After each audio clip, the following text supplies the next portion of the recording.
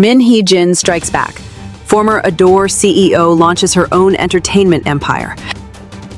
In the shadowed underbelly of K-pop's neon empire, where loyalties fracture like fragile vinyl records and comebacks are scripted in courtrooms rather than studios, Hee-jin's audacious launch of a new agency feels less like a business move and more like a phoenix rising from the ashes of betrayal, poised to either scorch the earth or illuminate a path for artistic freedom long denied. Picture this. It's October 16, 2025, and amid the crisp autumn air of Seoul's bustling Gangnam district, a quiet revolution stirs. Hee-jin, the visionary force behind some of K-pop's most iconic girl group eras, registers OK Company Limited, her first independent venture since the seismic fallout with HYBE and its subsidiary ADOR. This isn't just another label in a market saturated with glossy facades. It's a deliberate stake in the ground, planted exactly 1 year after her voluntary resignation as ADOR's CEO in November 2024, a move that, at the time, felt like a graceful exit from a pressure cooker of corporate intrigue. Yet, as I reflect on it now, there's an undeniable thrill in her timing, a chess master's precision that whispers of unfinished symphonies and reclaimed narratives. Min, ever the aesthete, has always treated music not as commerce but as canvas, and OK seems destined to be her boldest stroke yet. To grasp the gravity of OK's birth, one must rewind to Min's storied tapestry in the industry, a career that reads like a masterclass in blending artistry with audacity. Born on December 16, 1979, in Hongseong, South Chungcheong Province, Hee-jin honed her eye for the ethereal during her university days at Ewha Women's University, where she majored in textiles and clothing. But it was her entry into SM Entertainment in 2002 as an art director that catapulted her into legend status. There, she didn't just design album covers, she architected entire worlds. For Girls' Generation, her sleek, sophisticated visuals in G 2009 captured the essence of a global phenomenon, turning schoolgirl chic into a blueprint for fourth-generation K-pop subtlety. SHINee's Sherlock 2012 owed its labyrinthine concept art to her, a fusion of whimsy and mystery that felt like stepping into a dreamscape.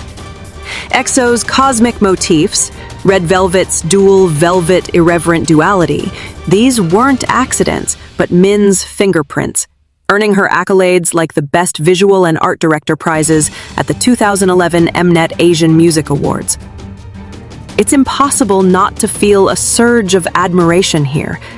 In an industry often criticized for cookie-cutter aesthetics, Min was the rebel with a color palette, proving that visuals could be as revolutionary as the hooks themselves. Fast forward to 2019, when HYBE, then Big Hit Entertainment, lured her away with the promise of creative autonomy at the newly minted ADOR, a subsidiary born from the ashes of Source Music's rebranding. Min's mandate? To craft a girl group that defied the hyper-polished tropes of K-pop's post-BTS boom. Enter New Jeans. Originally scouted as young as 13 and 14. 5 prodigies named Minji, Hani, Danielle, Haerin, and Haein, whose 2022 debut wasn't a bang, but a whisper. Attention, their lead single, dropped without the fanfare of pre-release teasers. Yet it amassed over 100 million YouTube views in weeks, thanks to Min's genius in evoking Y2K nostalgia. Baggy jeans, flip phones, and sun-kissed innocence that felt refreshingly uncalculated. Albums like New Jeans and Get Up followed, blending 90s R&B with modern minimalism, earning them Rookie of the Year at the 2022 Mama Awards and a Billboard 200 entry at #1 for Get Up in 2023, the first K-pop girl group to achieve that feat. New Jeans didn't just sell records, they sold a vibe, a cultural reset that influenced fashion lines from Levi's collaborations to viral TikTok challenges. As someone who's watched K-pop evolve from pixelated MTV clips to global TikTok dominion, I can't help but marvel at Min's prescience, her ability to bottle youth's fleeting glow in a way that made millions feel seen, not sold to. It's poignant, really, how her touch turned raw talent into timelessness. A reminder that true innovation blooms from intuition, not algorithms. But oh, the thorns in this rose-tinted tale. Min's tenure at ADOR unraveled in April 2024 when Hybe accused her of plotting a coup to seize control, citing leaked documents and alleged investor meetings that, to this day, remain more smoke than fire. What followed was a maelstrom of audits, press wars, and courtroom dramas that exposed the K-pop machine's underbelly. Exploitative contracts, media manipulations, and the precarious power of executives over artists' dreams. By August 2024, Min was ousted from ADOR's board in November, her role reduced to a begrudging producer under a 2-month contract laced with a 1-year non-compete clause she decried as enslavement. Hybe's shareholder agreement, the very document binding her 18% stake in ADOR, included put options, allowing her to sell shares back at 13 times the average operating profit, but only 75% of her holdings, leaving her financially tethered until potentially age 53. The outrage was palpable. Fans rallied with #JusticeForMin Hee-jin, and even industry observers like Billboard noted how this feud echoed past scandals. From TVXQ's 2009 split from SM over slave contracts to EXO's 2014 defections. It's disheartening, isn't it? To see a creator of such luminous worlds reduced to battling legalese, her passion weaponized against her. Yet, in that adversity, there's a quiet heroism. Min's refusal to fade, her pivot to OK as a testament to resilience that stirs something fierce in the soul. Enter OK then, not as a knee-jerk rebound, but a meticulously planned sanctuary. Registered on October 16, 2025, per reports from the Ministry of Culture, Sports and Tourism, the agency's charter is broad yet intimate: celebrity management, music and album production distribution, and concert event planning, hallmarks of Min's holistic approach. Its office, a sleek space near the trendy Garosu-gil in Sinsadong, Gangnam, embodies her aesthetic ethos. Minimalist chic in a neighborhood famed for indie boutiques and cherry blossom-lined streets. The building, a modern edifice blending glass and greenery, is in its final construction phase, with temporary use approval expected imminently to kickstart operations. Whispers from insiders, echoed in outlets like Mayo Business newspaper, suggest OK's infrastructure is lean but lethal, poised for digital-first releases, global streaming synergies, and perhaps even NFT-tied merch that nods to Min's tech-savvy past at SM. One can't suppress a flutter of excitement imagining it. New Jeans, or NJZ as they've rebranded amid the turmoil, strutting Garosu-gil stages, free from Hybe's shadow, their next era a love letter to Min's unfiltered vision. It's the kind of serendipity that makes K-pop's chaos feel almost poetic, a chance for redemption wrapped in possibility. Of course, OK's fate dangles precariously on the gavel strike, set for October 30th, 2025, the date of the Seoul Central District Court's first trial verdict on ADOR's lawsuit, confirming the validity of New Jeans' exclusive contracts. This isn't hyperbole. It's the fulcrum of a saga that has gripped the industry like a cliffhanger K-drama. ADOR, still under Hybe's 80% ownership umbrella, sued the 5 members in July 2024 after their unilateral notice to terminate, citing breach of trust from the label's alleged failure to protect them from scandals like the illit plagiarism uproar. 2 mediation rounds, in September and earlier this month, collapsed, with New Jeans' side, represented by fierce attorneys from Sejong, insisting on full autonomy. A win for the group would shatter those chains, allowing them to sign with OK sans legal entanglements, potentially reuniting Min with her daughters in a narrative arc that borders on mythic. Imagine the catharsis, Hanny's ethereal vocals layering over Min's retro-futurist beats, Haerin's enigmatic gaze piercing new MVs, all under a banner free of corporate puppeteering. It's exhilarating to ponder, a beacon of hope that tempers the cynicism bred by years of watching idols burn out. Conversely, defeat looms as a labyrinth of appeals and injunctions, as evidenced by prior court rulings upholding ADOR's bans on independent activities. NewJeans have been sidelined since their emotional ComplexCon Hong Kong performance in March 2025, where Danielle's tearful plea for understanding went viral, amassing 50 million views and sparking global petitions.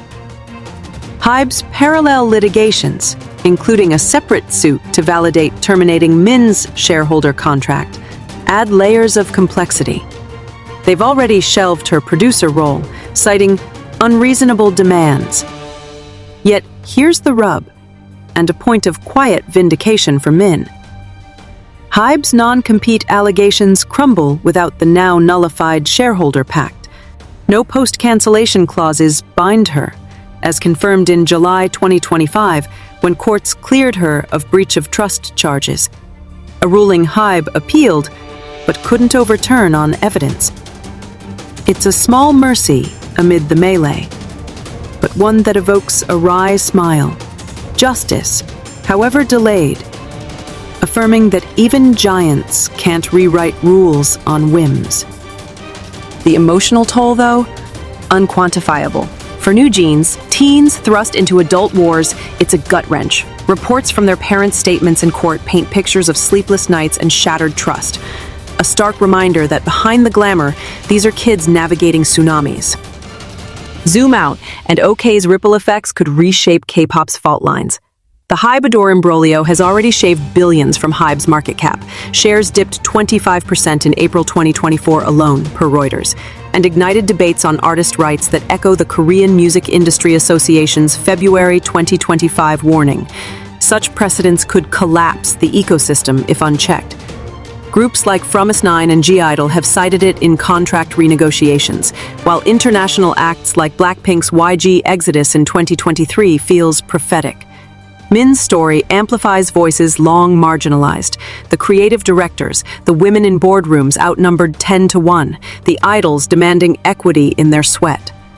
Drawing from her SM days, where she championed attitude over archetype, think aespa's metaverse lore, she could infuse OK with ethical guardrails, transparent revenue shares, mental health sabbaticals, perhaps even artist co-ownership models inspired by Western indies like Sub Pop. It's inspiring, this potential for evolution. In a genre that birthed BTS's self-produced anthems, Min's return could herald a creator-led renaissance, where innovation trumps interference. Yet, skepticism lingers, like the ache after a heartbreak ballad, wondering if Hybe's Goliath shadow will stifle her David. As October 30th approaches, the air thickens with speculation. Will OK become NewJeans' harbor, a space where Min's back-to-basics philosophy, eschewing grueling diets for genuine glow-ups, flourishes anew? Early signs are tantalizing. Unverified leaks from X, formerly Twitter threads, suggest Min's team scouting global producers, from 90s R&B vets to AI sound designers, hinting at hybrid eras that could rival Le Seraphim's edge. Industry watchers, per the Korea Herald, peg OK's debut roster as intimate, perhaps starting with NewJeans' solo ventures before a full group pivot. And The Office? Once approved, it'll buzz with the same fervor that birthed Ditto, Min sketching mood boards at dawn, Hee-jin humming demos over coffee. It's a vision that tugs at the heartstrings, evoking the raw joy of fandom's golden hours, untainted by scandal sheets. But let's linger on the human pulse here, beyond the headlines. Min Hee-jin's journey, from wide-eyed designer to embattled icon, mirrors K-pop's own maturation pains. From export commodity to cultural colossus, now grappling with its soul. Her clearance in the breach of trust suit wasn't just legal jargon. It was a nod to her integrity, the kind that fueled NewJeans' organic rise. No paid streams, no ghost-written manifestos, just pure synergy. Fans, in viral X recaps of September's hearings, cheered her courtroom poise, denying investor myths with a laugh that cut through tension like a bass drop, exposing Hybe's media leaks with Kakao Talk receipts that read like plot twists. It's empowering, watching her dismantle narratives spun to vilify, a woman reclaiming her script in a male-dominated scriptorium. For New Jeans, the stakes are existential. Their complex con set, a defiant medley of super shy and covers from TLC to SZA, wasn't performance. It was plea, a cry for agency that resonated from Seoul to Coachella. One feels a protective swell for them, these trailblazers who, at 18 and 19, have already outgrown the girl-next-door molds Min so masterfully subverted. Envision OK operational.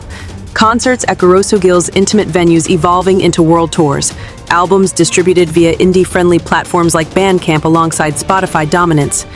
Min's past collaborations, her 2020 B Attitude interview revealing inspirations from Yoko Ono to 70s punk, suggest eclectic edges. Perhaps New Jeans dipping into jazz-infused ballads or visual albums echoing Blackpink, the movie's immersion. The non-compete void leaves Hybe scrambling. Their failed injunctions, as detailed in Chosun Ilbo's September coverage, underscore a Pyrrhic victory. Stock rebounds be damned, the PR hemorrhage is indelible. And culturally, this could catalyze reforms. The Fair Trade Commission's 2024 probe into K-entertainment contracts, spurred by the feud, mandates clearer termination clauses by 2026. It's transformative, this domino effect, turning personal vendettas into policy pivots, a silver lining that soothes the sting of prolonged limbo. Yet, as the verdict nears, uncertainty casts long shadows. A loss for New Jeans means protracted appeals, potentially stalling OK's momentum and forcing Min to court fresh talent. Rumors swirl of auditions for a New Jeans 2.0, blending Gen Alpha scouts with veteran vocalists. Hybe's CLO, Jung Jin-soo, faced grilling in recent hearings over unchecked media spins, admitting no safeguards for artist reps, a confession that chills, highlighting how conglomerates prioritize headlines over heart. Still, optimism flickers. Min's Wikipedia page, ever updating, lists her as influential creative director, a title etched in stone. Her 2024 Fast Company interview, unearthed amid the storm, dissected New Jeans' genesis, scouting Danielle at a Sydney bus stop, choreographing Minji's cookie dance from childhood vids. Such anecdotes humanize the machinery, reminding us that magic stems from moments, not memos. In this interlude before judgment, OK stands as Min's manifesto, a refusal to let dismissal define her. It's a space for reinvention, where New Jeans might evolve beyond attention into auteurs of their archive. Min, their unwavering muse. The emotional undercurrent? Bittersweet exhilaration, like the final chord of a heartbreak anthem resolving major. K-pop, for all its spectacle, thrives on such sagas. Min's could be the one that heals as it headlines, proving that from fractured alliances, fiercer freedoms emerge. As Garosugil's lights flicker on, one senses the tide turning. Not with a roar, but that signature Min whisper. Attention, please. The real show is just beginning.